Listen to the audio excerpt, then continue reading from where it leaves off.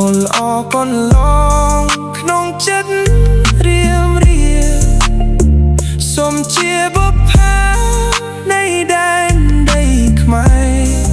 ដែលបងស្ម័គ្រស្នេហ៍នឹងថែរក្សាសម្រស់អូនល្អ